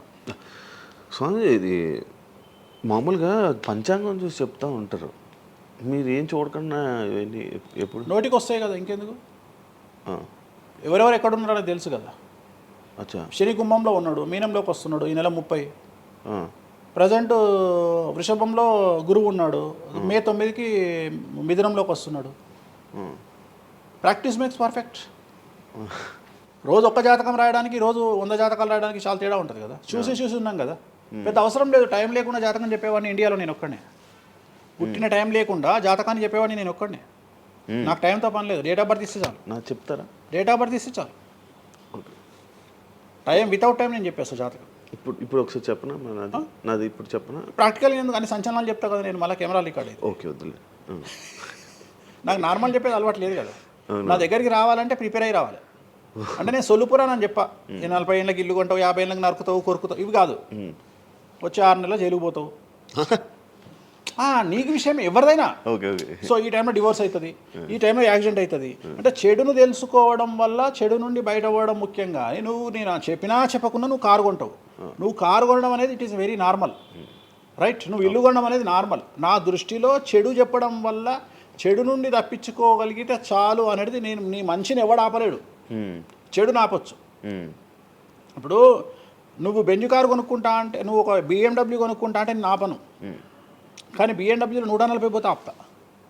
నేనేమంటా, భగవంతుడు నీకు BMW ఇచ్చింది భగవంతుడు, కానీ 180లో పోయే కక్కుర్తి నీకుంటే నేనెవడు కాపాడలేడు. హైదరాబాద్ రోడ్లకు 120 లాస్ట్, 140 పైన బండి షేక్ అవుతుంది ఈ రోడ్లకు. సో 120 కంటే ఎక్కువ పోకు అని చెప్తా. కానీ దేవుడిని అయితే నీకు BMW ఇవ్వద్దు అని నేను చెప్పలేను కదా. సో నీకు BMW దేవుడు ఇస్తాడు. సో నువ్వు స్వయంకృత అపరాధం చేసుకోకుండా కాపాడాల్సిన బాధ్యత నాది. బాబు ఫ్యాటీ లివర్ ఉంది, మందు దాకు. బాబు రంగ్స్ దొబ్బినాయి, సిగరెట్లు ఆపేసాయి. బాబు ఇగో పనికి మాలిన కసినోనో పేకాటనో ఆడకు, ఉన్న ఆస్తంతా సర్వనాశనం అయిపోతుంది. సో ఇవి చెప్పడం నా ధర్మం. అంతేగాని నువ్వు కారు కొంటావు, నువ్వు తోపు అవుతావు, తురుమవుతావు, నువ్వు ఎట్లాగైతావు? ఈ లివర్ మీరు ఎలా చెప్తారు? లివర్ పోయింది ఇవన్నీ జాతకంలో రవి నీచంలో ఉంటే లివర్ పోతుంది. శని రవి కలిసి ఉంటే లివర్ పోతుంది, లివర్ క్యాన్సర్ వల్ల చనిపోతారు. శుక్రుడు రాహు కలిసి ఉంటే ప్రోస్టేట్ క్యాన్సర్ వల్ల చనిపోతారు. చంద్రుడు నీచంలో ఉంటే ఆడవాళ్ళకు బ్రెస్ట్ క్యాన్సర్ వస్తుంది. డాక్టర్లు చెప్తారు కదా. మెడికల్ ఆస్ట్రాలజీ 100 మంది నాకు హైదరాబాద్లో ఫేమస్ డాక్టర్లు అందరూ నా క్లయింట్లు, నా ఫ్రెండ్స్. జ్యుడిషియరీ మీద నాకు అవగాహన ఉంది. శుక్రుడు రాహు కలిసి ఉంటే జైలుకు పోతావు. వాళ్ళు ఏం పోతే మీరు చెప్తుంటారా డాక్టర్లు? డాక్టర్లు నువ్వు డాక్టరు, నువ్వు నాకు ఏం అడుగుతావు అంటే, నీ క్లయింట్ డేట్ ఆఫ్ బర్త్ నాకు ఇచ్చి నువ్వు నన్ను అడుగుతావు ఈయనకి ఏ క్యాన్సర్ వచ్చే అవకాశం ఉంది అంటే నేను ఒక 3 ఆప్షన్లు చెప్తా. 3 ఆప్షన్లు చెప్పినాక నీ క్లారిటీ వస్తుంది. నేను చెప్తా ఆయనకు ప్రోస్టేట్ క్యాన్సర్ వస్తుంది అని చెప్తా. ఎస్ ప్రోస్టేట్ క్యాన్సరే స్టేజ్ 2లో ఉన్నాడు అని చెప్తావు. ఆయన చెప్తాడు. చెప్పినాక ఈయన ఎన్ని రోజులు బతుకుతాడు డాక్టర్ స్వామి గారు అని అడిగితే నేను ఆయన డేట్ ఆఫ్ బర్త్ని బేస్ చేసుకొని ఇక ఇన్ని రోజులు బతుకుతాడు అని చెప్తా. సో ట్రీట్మెంట్ వల్ల ఈయనకి ఏమైనా బెనిఫిట్ అయ్యే అవకాశం ఉందా అని అడుగుతాడు. అంటే అవుతుంది అని చెప్తా. ఎన్ని రోజులు బతుకుతాడు, ఇన్ని రోజులు బతుకుతాడు ట్రీట్మెంట్ చేస్తే. సో మేమిద్దరం కమ్యూనికేట్ చేసుకుంటాం. అంటే డాక్టర్కు నా మీద ఉండే నమ్మకం వల్ల నడుస్తుంది అది. అట్లనే జ్యుడిషియరీ విషయం ఉంది. జ్యుడిషియరీలో ఇప్పుడు ఉదాహరణ ఈడీ కేసు ఉంది, ఎవరి మీద నా జైలుకు పోయిండు. సో ఈడీ కేసులో బెయిల్ దొరకడం చాలా కష్టం. సో నేను బెయిల్ రావడానికి పూజలు చేస్తాను. దానికి కారాగార దోష నివారణ పూజ అని ఉంటుంది. సో ఆ పూజ చేయడం ద్వారా వాళ్ళకి తొందరగా బెయిల్ వస్తుంది. సో దీని మీద అవగాహన ఉండాలంటే జ్యుడిషియరీ మీద అవగాహన ఉండాలి. సో అందుకని నాకున్న సర్కిల్లో నేను ప్రతి విషయాన్ని మాట్లాడతాను. నాకు ఏం అలవాటు, రైతుతో మాట్లాడతా. రైతు సబ్జెక్టు జుడిషియరీ జడ్జి కనిపిస్తే జడ్జితో జుడిషియరీ సబ్జెక్టు మాట్లాడతా. ఏసీపీ కనిపిస్తే ఆయనతో లీగల్ సబ్జెక్టులు మాట్లాడతా. డాక్టర్ కనిపిస్తే గైనకాలజిస్ట్తో గైనకాలజీ మాట్లాడతా. ఇప్పుడు ఉదాహరణ, నువ్వు ఇంత మాట్లాడుతున్నావు, నీకు అమ్మాయిల గురించి అవగాహన లేదు, అమ్మాయిల నెలసరి మీద నీకు అవగాహన లేదు. నాకు పూర్తి అవగాహన ఉంది. నా తల్లి, చెల్లి, అత్త, బిడ్డ అందరికీ సంబంధించి 4 రోజులు ఎందుకు టెన్షన్లో ఉంటారో నాకు తెలుసు. నెలసరిలో వాళ్ళని డిస్టర్బ్ నేను చెయ్యను. నా పెళ్ళం నా మీద అరిచినా మూసుకొని కూర్చుంటా, అంతేగాని విడాకులు ఇస్తాను బెదిరియా. అట్లనే డ్యాన్స్ చేసే అమ్మాయికి ఎన్ని కష్టాలు ఉంటాయి. ఒక హీరోయిన్ గురించి చాలా మాట్లాడుకుంటాం. డేట్లో ఉండే హీరోయిన్ డ్యాన్స్ చేయాలంటే ఎంత కష్టం, తనకు కంఫర్టబుల్ జోన్లో ఉండదు ఫిజికల్గా. సో అట్లాంటి అమ్మాయిల గురించి, వాళ్ళ కష్టాల గురించి నాకు తెలుసు. అలాగే పీసీఓడి, పీసీఓఎస్ అంటే ఏందో నాకు తెలుసు. సో హార్మోన్ ఇన్బ్యాలెన్స్ ఎందుకు వస్తుందో నాకు తెలుసు. వాళ్ళకు గడ్డాలు మీసాలు ఎందుకు వస్తాయో నాకు తెలుసు. వాళ్ళకు థైరాయిడ్ ప్రాబ్లమ్స్ ఎందుకు వస్తాయో నాకు తెలుసు. ఏ జాతకంలో ఏ గ్రహం ఎక్కడ ఉంటే ఎలా ఉంటుందో నాకు తెలుసు. అల్లు అర్జున్ లాంటి తోపు తురుము జైలుకి ఎందుకు పోయిండో నాకు తెలుసు. రేవంత్ రెడ్డి సీఎం ఎందుకు అయ్యిండో నాకు తెలుసు. రైట్, మీకు సూపర్ స్టార్గా కనిపిస్తున్న హీరో తెలుసు, కానీ సినిమాలు లేక సూసైడ్ చేసుకోవడానికి సిద్ధంగా ఉన్న హీరో నాకు కనిపిస్తాడు. అర్థమైందా? మీకు సూపర్ స్టార్ హీరోయిన్ కనిపిస్తుంది, కానీ ప్రేమ పేరుతో ఉన్న సొమ్మంతా తీసుకుపోయి మగవాడికి పెట్టి అడుక్కు తింటున్న హీరోయిన్ నాకు కనిపిస్తుంది. సో నాకు నెత్తిలో గ్రహాలు కనిపిస్తాయి తప్ప మనుషులు కనిపించరు. శివ అనే వ్యక్తి నాకు కనిపించడు. శివ నెత్తిలో ఉండే 9 గ్రహాలే కనిపిస్తాయి నాకు. జస్ట్ శివ అనేది ఒక పేరు నాకు, బట్ నాకు 9 గ్రహాలే కనిపిస్తుంటాయి. ఆడుతుంటాయి, డ్యాన్స్ ఆడుతున్నది నాకు కనిపిస్తుంటాయి. నెక్స్ట్ ఇట్లా జరుగుతుంది శివకు నెక్స్ట్ 1 ఇయర్లో. అది నాకున్న ప్రాబ్లం. కనిపిస్తాయా? నాకు అదే కదా, నా దరిద్రం అదే కదా, నాకున్న ప్రాబ్లం అదే కదా. సో నాకు నీ జాతకం ఏందో నాకు కనిపిస్తుంటుంది తర్వాత. అందువల్లనే అట్లా ఆపుకోలేక నోటి దురద వల్ల తొందరపాటు చెప్పే ఇట్లాకి వచ్చిన. అందుకని ఆపుకుంటున్న వాటిని. అది ఇప్పుడు నా చూసి అంటే చెప్పేస్తారు, మొత్తం కనిపిస్తున్నాయి. అది ఏదో మన సినిమాలో ఉంటుంది, ఆయనకి మొత్తం ఇక్కడ రాత కనిపిస్తుంటుంది. భగవంతుని దయ అంతే. Okay done. Thank you Venu Swamy గారు. టైం లేక మనం తక్కువ తప్పకుండా మళ్ళీ త్వరలోనే ఒక 4-5 నెలల్లో మళ్ళీ మంచిగా చేద్దాం, మళ్ళీ కలిసి మళ్ళీ మాట్లాడదాం. Thank you so much interview ఇచ్చిన. మరొకసారి ప్రేక్షకులకు శ్రీ విశ్వావసునామ సంవత్సర ఉగాది శుభాకాంక్షలు. ఈ సంవత్సరం అంతా శ్రీ వెంకటేశ్వర స్వామి వారి అనుగ్రహంతో మీకు అన్ని శుభాలే జరగాలని కోరుకుంటూ ఓం నమో Venkateshayya. Thank you so much. చూసారు కదా ఇంటర్వ్యూ. ఇంకో గెస్ట్తో మళ్ళీ మీ ముందుకు వస్తాం. అంతవరకు సీ. బాయ్.